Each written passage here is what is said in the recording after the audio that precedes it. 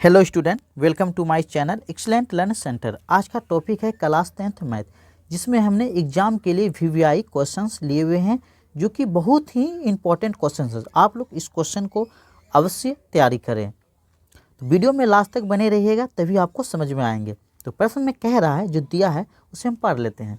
कह रहा है, ऐसी दो संख्याएँ ज्ञात कीजिए जिनका योग 27 हो और गुणनफल 182 हो। क्या कह रहा है कि ऐसी दो संख्याएं ज्ञात कीजिए। तो हमें दो संख्याएं तो मालूम नहीं है, तो उसे सबसे पहले मानना होगा। तो मान लेते हैं कि माना, समझिए, मान लीजिए, ठीक है ना, मान लीजिए पहली संख्या x, माना कि, समझ रहे हैं ना, माना कि पहली संख्या बराबर क्या मान लेते हैं हम, x मान लिए। अब दूसरी संख्या मान लेते हैं। दूसरी संख्या क्या मानना होगा, जिनका योग 27 में इस वाले x को घटा देंगे तो दूसरी संख्या हो जाएगा। या तो आप डायरेक्ट मान लीजिए दूसरी संख्या क्या हो जाएगा बाबू, 27 में आपको x घटा देना, यानी कि ये मानना होगा। मान लीजिए, कह रहा है ना, जिनका योग 27 में पहली वाली संख्या घटाएंगे तो दूसरी संख्याएं बन के रेडी हो जाएगा। तो या तो नहीं तो आप डायरेक्ट इसको मान लीजिए कि दूसरी संख्या बराबर 27 में x घटा के मान लीजिए 27 माइनस x, डायरेक्ट मान लीजिए दूसरी संख्या ये है। तो प्रश्नानुसार,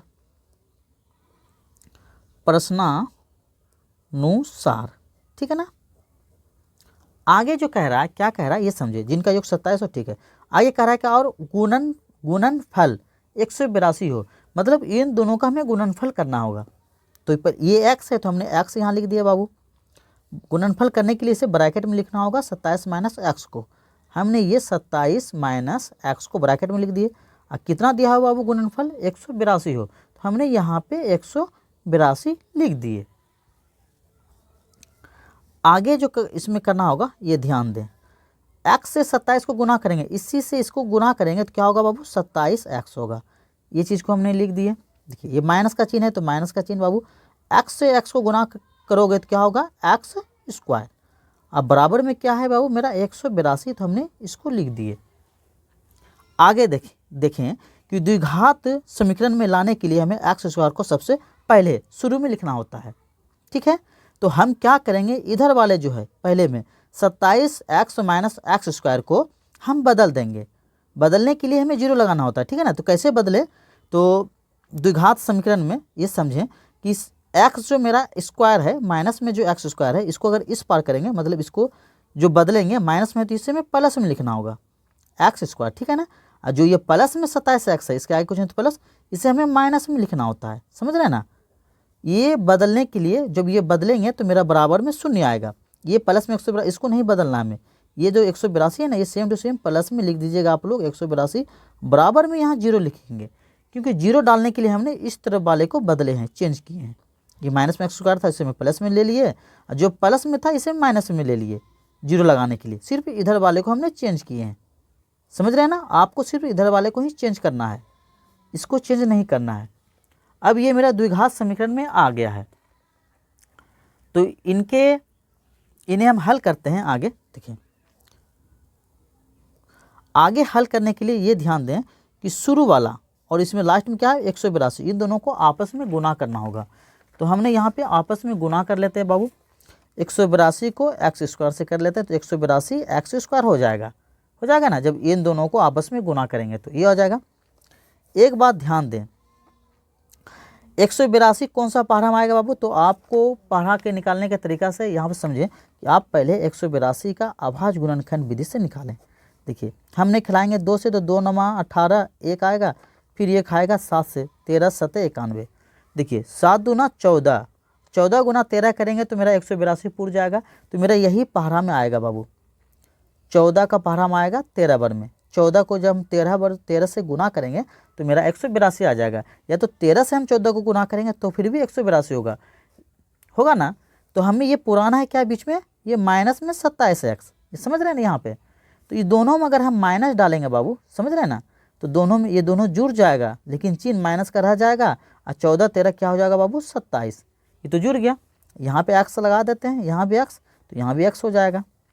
तो हमें इसकी जगह में लिखना होता 14x माइनस में 14x लिखेंगे और माइनस में 13x लिखेंगे, समझ रहे हैं ना। तो यहाँ पे हम लिखेंगे बाबू, देखो ये एक्स स्क्वायर है तो हमने एक्स स्क्वायर लिख दिया, माइनस में ये लिख देते हैं बाबू 14x, फिर माइनस में लिख देते हैं हमने 13x, ठीक है ना। ये दोनों को जो माइनस में लिखे 14 और 13 को जोड़ेंगे तो 27x होगा, और जब ये दोनों को आपस में गुना करेंगे तो 182 होगा, ठीक है ना। 14 और 13 को आप करके देख लीजिएगा, बराबर में ये 0 है तो हम 0 लगा दिए। आगे जिसमें हमें निकालना होगा कॉमन, इन दोनों का कॉमन, देखो ये इन दोनों में क्या क्या मिल रहा है बाबू, x मिल रहा है ना, तो हम x को सिर्फ कॉमन ले लेते हैं। यहाँ कितना x है, 2 गो, तो एक तो x यहाँ लिख देंगे, क्योंकि x को x से गुना करेंगे तो x हो जाएगा बाबू। अगर आप ये गुणनखंड निकालने नहीं जानते हैं तो इनका भी लिंक हम डिस्क्रिप्शन में दे देंगे, आप लोग वहाँ से गुणनखंड निकालने के तरीके सीख जाएंगे, बिल्कुल आसान से आसान तरीके में उसमें भी बताए हैं, उनका भी लिंक दे देंगे। देखिए ये x हो गया, ये माइनस है तो बाबू माइनस, हमने x कॉमन ले लेते, बच गया क्या 14, सिर्फ 14 को यहाँ पे लिख देना है, ठीक है ना।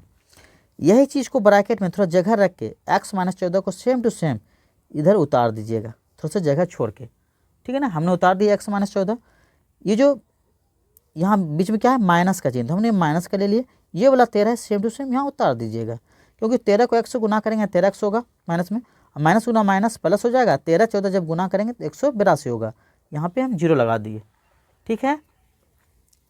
आगे जो काम करना है, यहाँ हमने जो कॉमन लिए बाबू, ये कॉमन है और ये कॉमन, इसे एक ब्रैकेट में लिख देते हैं x माइनस 13, और जो दोनों सेम है इन दोनों में से एक को यहाँ लिखना होगा x माइनस 14, एक ब्रैकेट वाले को सेम टू सेम यहाँ पे लिख देते हैं, क्योंकि दोनों सेम है, इस दोनों में सिर्फ एक ही को लेना है, ये बराबर में 0 है बाबू, बराबर में 0, ठीक है ना। अब यहाँ कर देते हैं हम आगे, यदि करके इसके साथ एक बार ये 0 ले लेते हैं, यानी कि x माइनस 13 के साथ क्या ले लेते हैं 0, तो x बराबर क्या हो जाएगा बाबू, माइनस में 13 है तो इधर हो जाएगा प्लस में 13, इधर भी यदि करके ले लेते हैं x, ये माइनस 14 के साथ, इसके साथ एक बार 0 लेते हैं, x माइनस 14 के साथ 0 ले लिए, तो मेरा क्या होगा x बराबर माइनस में 14 है तो ये प्लस में 14 आ जाएगा, आएगा ना। हमें आगे जो करना होगा इसमें काम, देखिए मेरा इसलिए x का जो मान आ गया बाबू, ये 13 आ गया और ये क्या आ गया 14 आ गया, तो हम इसको लिखेंगे आंसर, अतः, ठीक है ना। ऐसी दो संख्याएं ज्ञात करना, तो दो संख्या हमें निकालना था ना, तो लिखेंगे अतः दो संख्याएं